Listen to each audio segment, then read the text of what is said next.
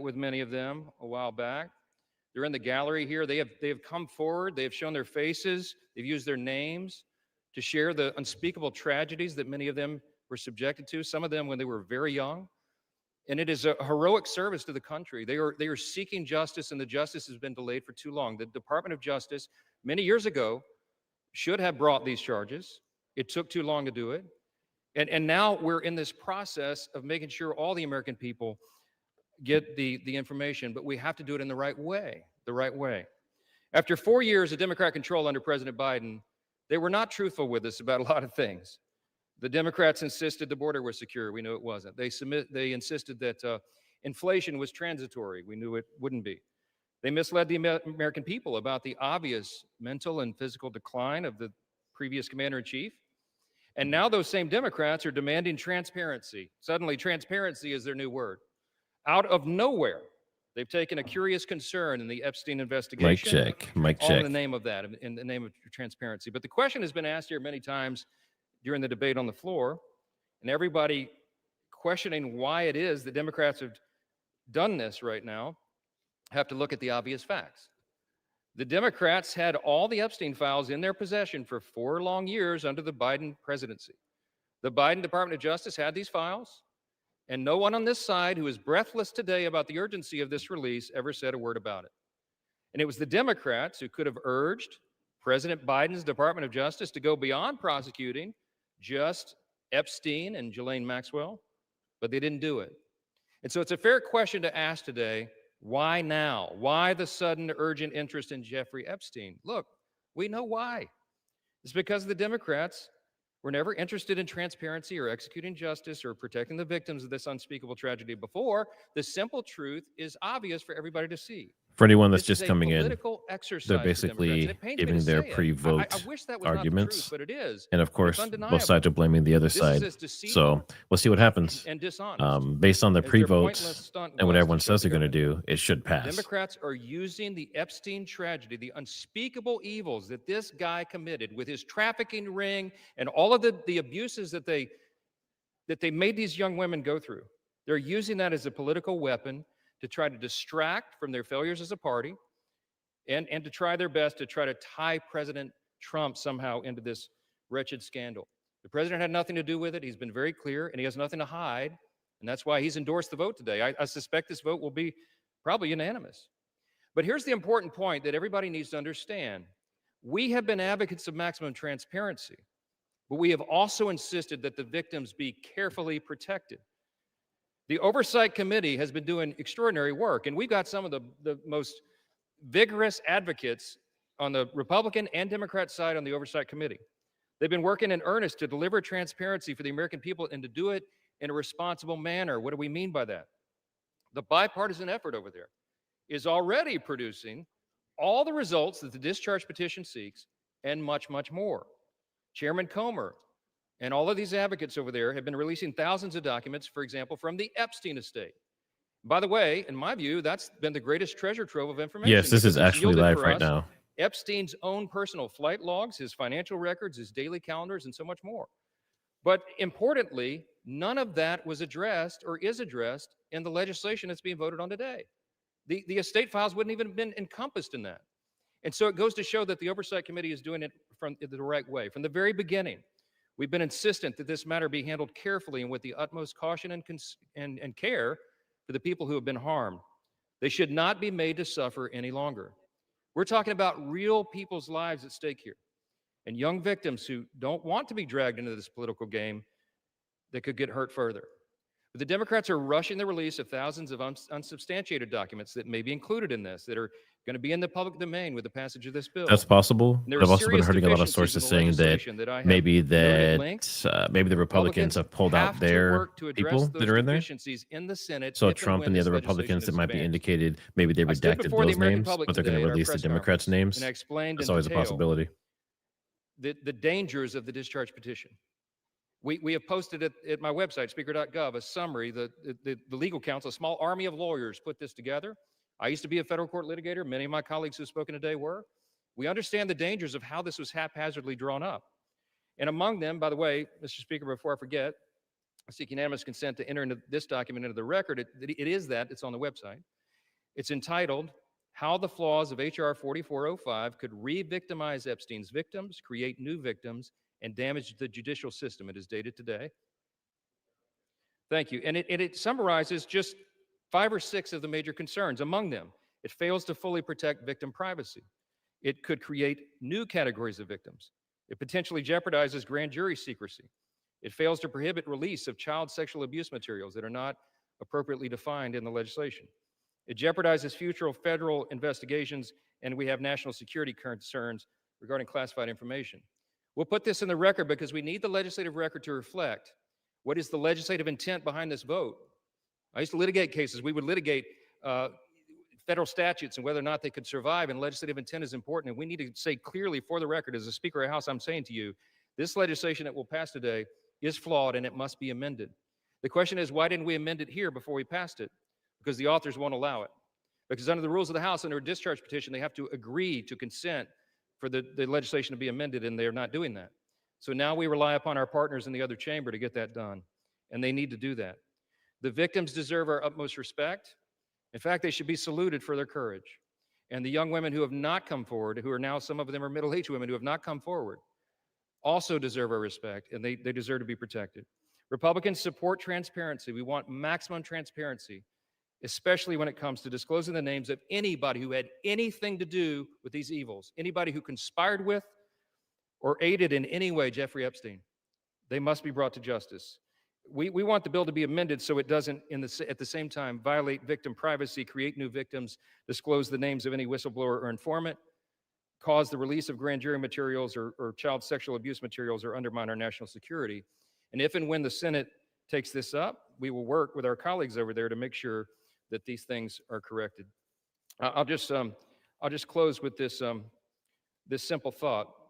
We've been at this a while.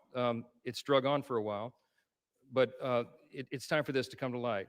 I expect that this will be a unanimous vote, and it will reflect what I think every member in this chamber, and I'll say this now, at least in recent days, every member of the, so you heard that the they expect it to be a unanimous vote across the board. Now, and so is this side. But we want to do it in a respectful and careful manner so that we don't subject innocent people to further harm. And that has been the whole thing. I told all my members today I'll be voting yes on this, and I suspect almost everyone will. We'll send it to the Senate, and we hope it's corrected. Thank you for the time, Mr. Speaker, and I yield back. Gentleman reserves. The gentleman from Maryland is recognized. I'm yielding to Mr. Gomez for the sole purpose of making a parliamentary inquiry. Mr. Gomez is recognized. Mr. Speaker, I rise to ask a point of parliamentary inquiry. Is this an appropriate time to point out that the Republicans named children's savings account in their so-called one big beautiful bill after Donald Trump, someone connected to one of the most notorious pedophiles in this country, or that the Speaker of the House just lied on the floor by stating that there was protections, there isn't protections for the victims in the Epstein bill. The gentleman is no longer recognized. The gentleman from Maryland, you are recognized. I am prepared to close. I've got no more speakers on my side. The gentleman reserves. Gentleman from Ohio is recognized. Thank you, Mr. Speaker.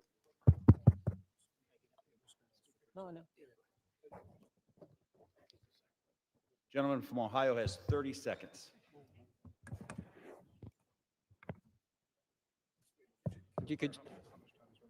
Can I inquire how much time is remaining? 30 seconds.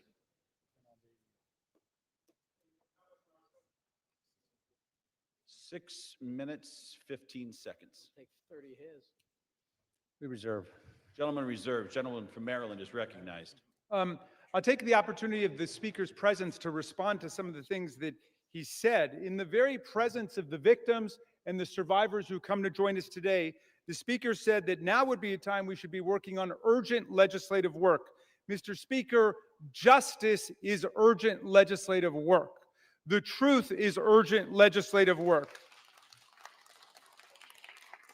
The Speaker says, why now? Why now? Well, Mr. Speaker, you were the one who refused to swear in Adelita Grajova for 50 days. We would have done it 50 days ago, but she provided the 218th signature on the discharge petition. So why now? It was because of your dilatory tactics, your delay, your postponement of it. Now, The gentleman says that there are not sufficient protections. There are protections in the bill for the victims to make sure that their names will be redacted. And yet we hear even the Speaker of the House of Representatives openly inviting the U.S. Senate to start finger painting on this bill, which we have waited more than 5 months to bring to the floor. The Senate should pass the bill exactly as it's written. The president should sign it exactly as he said he would when he finally changed his mind. And the Epstein file must be released. Moreover, if the president is serious about what he's saying, he's got the power to release the Epstein file right now. Nobody's stopping him. It's within his possession. It's within his control. He can release. So one thing that's interesting about that is he's saying that he could release it right now. Now, the Biden administration had these files for 4 years and said they had dirt specifically on Trump, and they didn't release it. Now, the focus has been primarily on Trump. Why? There's hundreds, if not thousands, of people implicated in these files across politics, across Hollywood, other world leaders. It's crazy. Articulated. The cat is out of the bag, and we know what's been going on for decades. It's been a double standard of justice, going all the way back to Alex Acosta, who later got rewarded with a cabinet appointment in the Trump administration. Alex Acosta had a 60-count federal indictment ready to go against all kinds of people for an interstate sex trafficking conspiracy with solicitation, with child sex abuse, all of it. And he traded that 60-count federal indictment for 1 count in state court. And Jeffrey Epstein ended up getting the sweetest of sweetheart deals ever on the plea bargain front. He was free from 8 a.m. to 8 p.m. to do whatever he wanted and continuing to perpetrate his crimes and run his conspiracy. And then he would come and he would watch TV and spend the night in jail. And it was over in about a year after the rape and sexual abuse of hundreds and hundreds of girls. And he kept going and he kept at it. We want the whole truth to come out. This is the United States of America. Even the British monarchy wouldn't put up with this. How about the American democracy? How about we say, no way, we're not going to allow this cover up to go on for 1 day more. And I'm glad the president changed his mind after pulling out all the stops to try to get one of our Republican colleagues to change their mind, to remove their name from the discharge petition. He gave up. And I want to salute the gentlelady from Colorado from having the courage to stand her ground in the Situation Room in the White House and say, no, she wasn't going to be bullied. No. So I'm glad the president changed his mind. But let's be clear, Mr. President, you've got the power today to release the entire file. That's what you called for. That's what Pam Bondi called for. That's what Kash Patel called for. So we don't need anybody calling for the Senate to slow things down for more weeks and more months. The American people have had it. We'll reserve. Gentleman reserves. Gentleman is reminded to direct your comments to the chair and not your colleagues. Gentleman from Ohio is recognized, and you do have 90 seconds remaining. Correction. Thank you, Mr. Speaker. I yield 30 seconds to the gentleman from Texas. Gentleman from Texas is recognized. The Democrat Party, with help from the dishonest media, used the Epstein files not to seek justice from the victims, but to smear President Trump. And it's sickening, quite sickening. The Democrats have used the Epstein files to distract the American people from the wins President Trump and his administration have delivered for the American people for the last 11 months. I'm proud to work with my Republican colleagues on the House Oversight Committee in coordination with the Justice Department. 65,000 pages of documents are related from Epstein released. What have my Democrat colleagues done? They selectively leaked and altered documents to mislead the American people. As President Trump has stated, we have nothing to hide here. I'm voting to release the files so that we can move on from this smear campaign the Democrats have manufactured. God bless Gentleman's Donald J. time has Trump. expired. Gentleman from Maryland is recognized. Reserve the balance of my time. Gentleman reserves. Gentleman from Ohio reserves. Gentleman from Maryland is recognized. All right. How much time do I have to close? You have 2 minutes.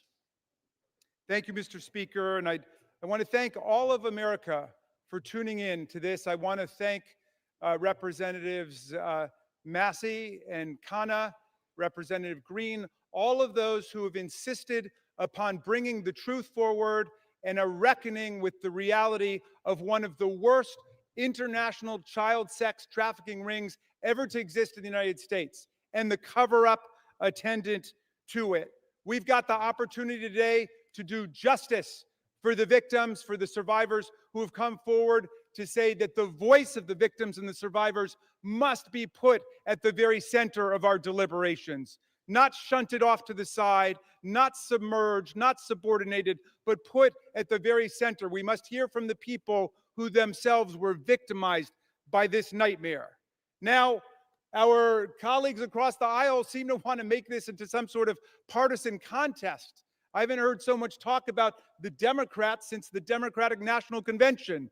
And all that we've done here is to say we want to bring the truth forward along with a bipartisan group. We don't want the Senate monkeying around with this in order to slow things down. We want it passed in the Senate. We want it signed. And before that, if the president is true to his word and he wants to see all of this come to light, he can release it now instead of fighting, kicking, and screaming every step along the way. But I'm glad he's changed his mind, and I hope he maintains the momentum he's got to stick with the vast majority of the American people who want to see that the truth is done here. And while he's at it, the administration could reconsider their terrible policies, gutting federal offices and programs designed to combat violence against women. The DOJ terminated hundreds of grants to police departments, defunding the police when it comes to investigating violent sex crimes and to support victims. His DOJ destroyed programs to combat international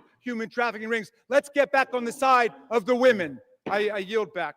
Gentleman yields back. The gentleman from Ohio. Thank you, Mr. Speaker. Thank you, Mr. Speaker. The Speaker Johnson said it right. Why now after 4 years of doing nothing?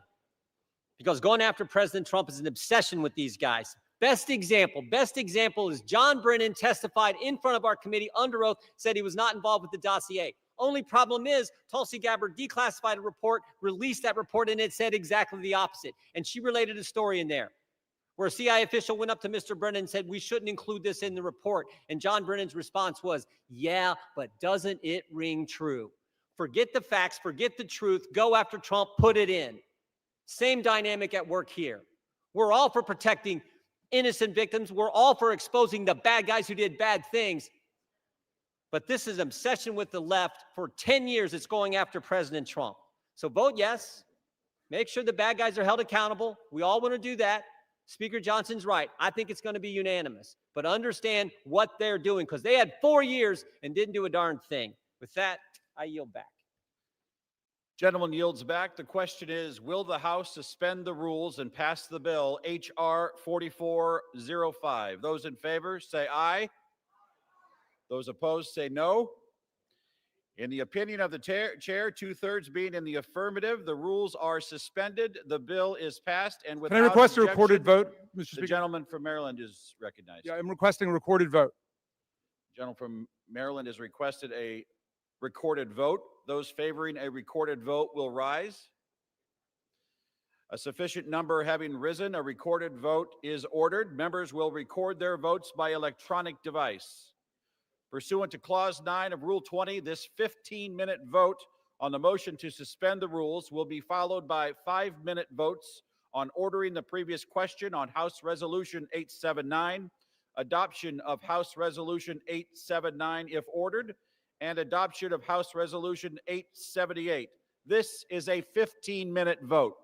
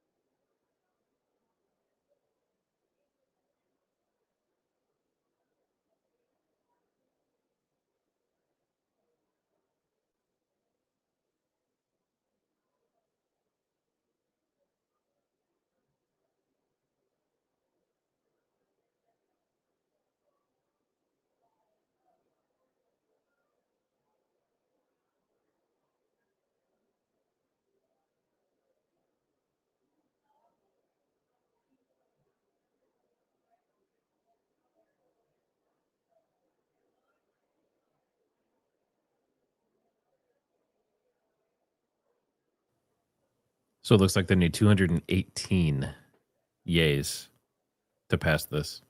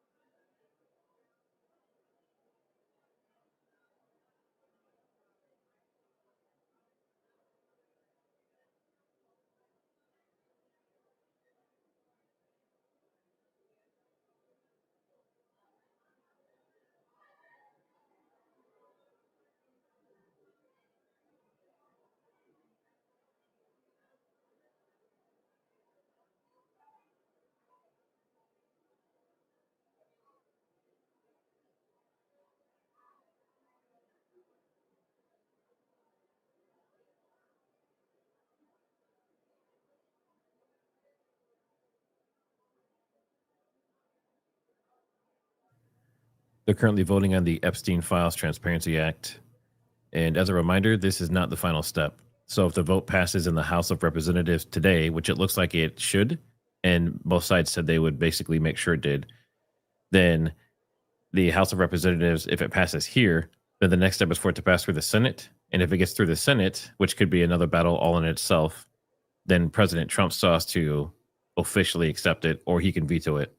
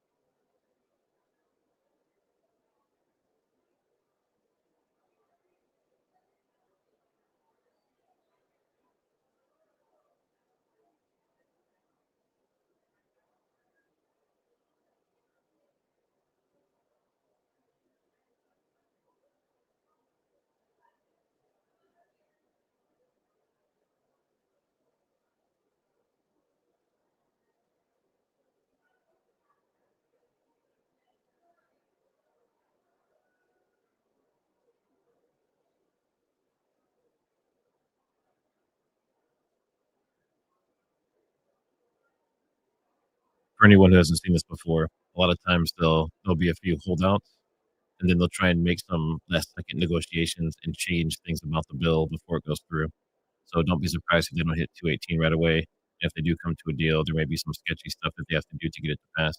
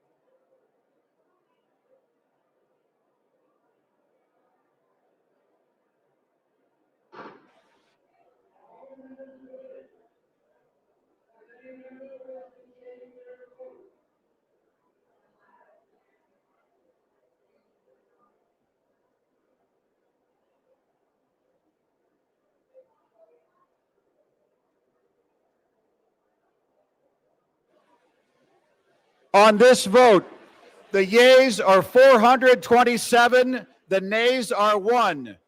2/3 being in the affirmative, the rules are suspended, the bill is passed, and without objection, the motion to reconsider is laid on the table.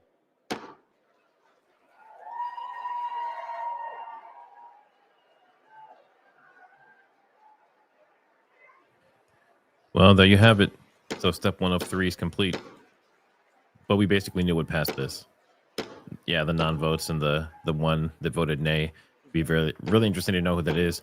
Like I said, I think C-SPAN actually lists who votes for what. Pursuant to Clause 8, Rule 20, the unfinished business is the vote on ordering the previous question on House Resolution 879, on which the yeas and nays are ordered. The clerk will report the title of the resolution. House Calendar Number 47, House Resolution 879.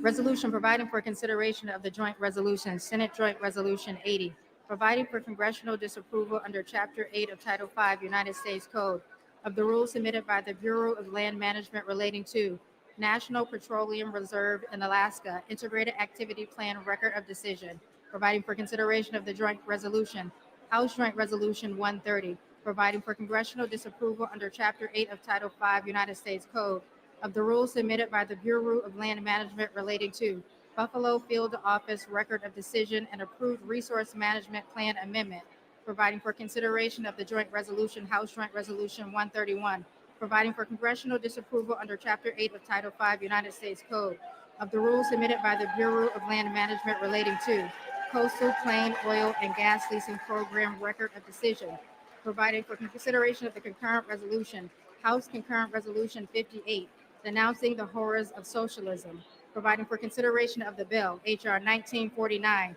to repeal restrictions on the export of import of natural gas, providing for consideration of the bill, H.R. 3109, to require the Secretary of Energy to direct the National Petroleum Council to issue a report with respect to the petrochemical refineries in the United States and for other purposes, providing for consideration of the bill, H.R. 5107, to repeal the Comprehensive Policing and Justice Reform Amendment Act of 2022, enacted by the District of Columbia Council, providing for consideration of the bill, H.R. 5214, to require mandatory pretrial and post-conviction detention for crimes of violence and dangerous crimes and require mandatory cash bail for certain offenses that pose a threat to the public safety or order in the District of Columbia, and for other purposes,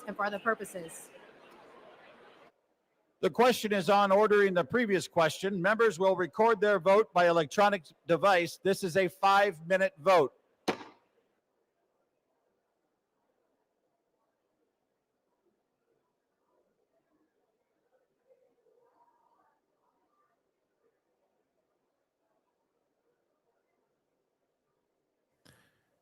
Did anyone understand the word she said? I heard blah, blah, natural gas. Is that what they're voting on? Are we voting on natural gas now?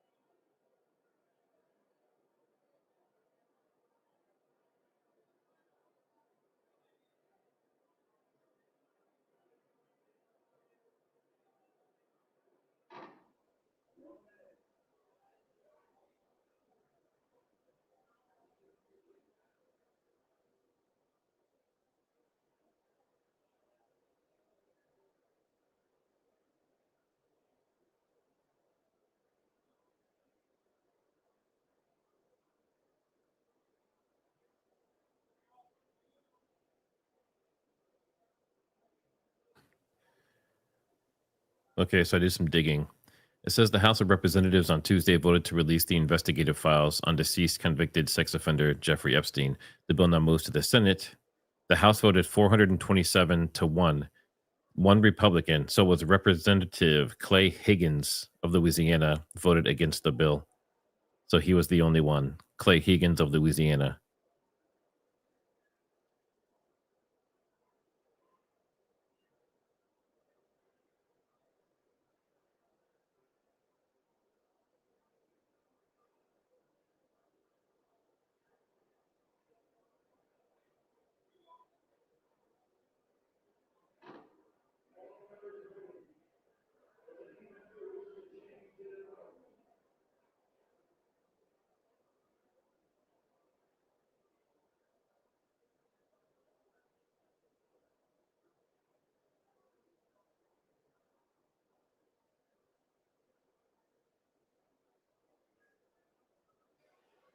On this vote, the yeas are 217, the nays are 211. The previous question is ordered. The question is on the adoption of the resolution. Those in favor say aye. Those opposed say no. In the opinion of the chair, the ayes have it. Speaker, For what purpose does the gentleman from Massachusetts rise? I ask for a recorded vote. A recorded vote is requested. Those favoring a recorded vote will rise. A sufficient number having risen, a recorded vote is ordered. Pursuant to Clause 8 of Rule 20, further proceedings on this question will be postponed.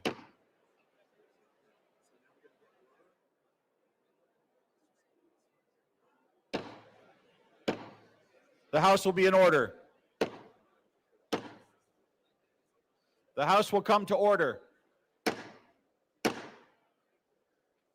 The House will come to order. Apparently not. For what purpose does the gentleman seek recognition? To speak out of order for 1 minute, Mr. Speaker. Without objection, the gentleman is recognized. Thank you, Mr. Speaker. Today I rise to recognize a man whose dedication, steadiness, and wisdom have shaped not only my work in this chamber, but the work of this institution itself. I'm talking about my Chief of Staff, Brett Horton.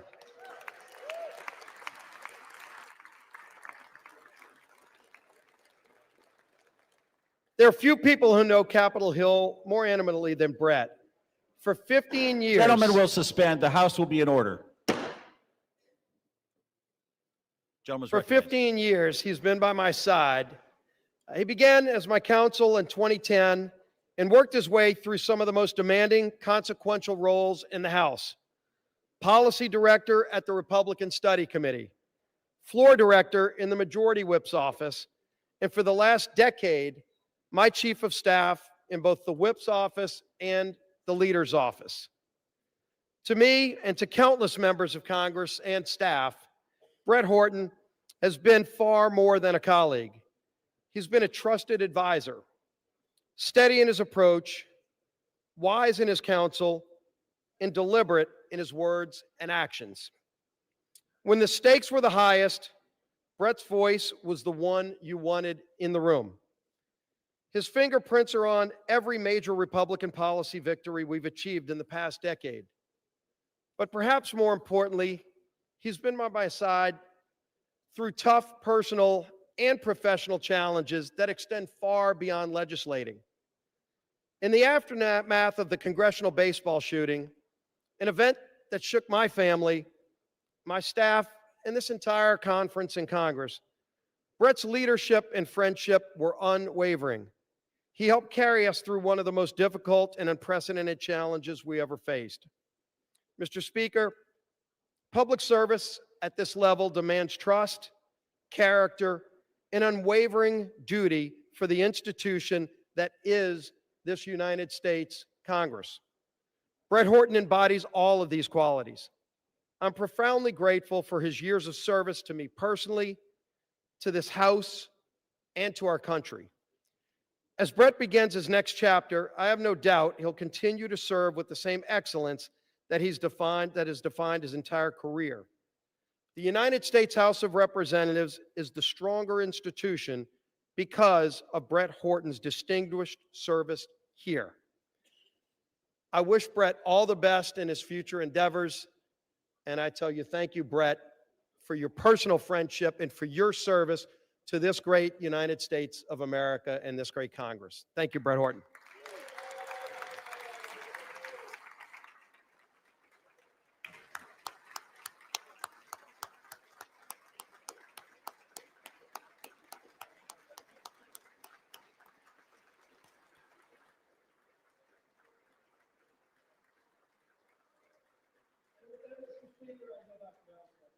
Gentleman yields back. Pursuant to Clause 8 of Rule 20, the unfinished business is the vote on the adoption of House Resolution 879, on which a recorded vote is ordered.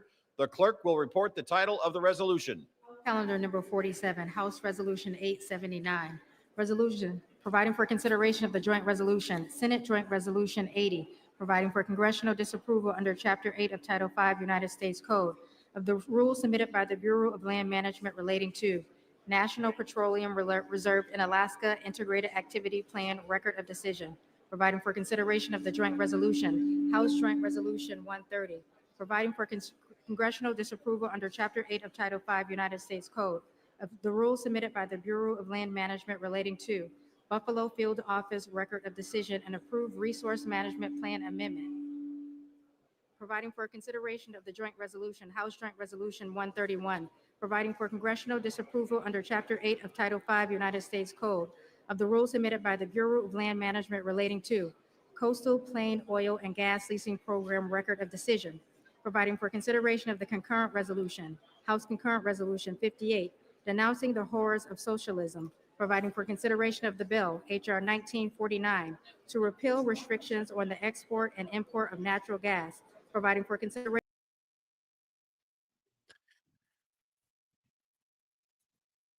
All right, so it looks like the Epstein files, in this case, are going to be moving forward into the Senate.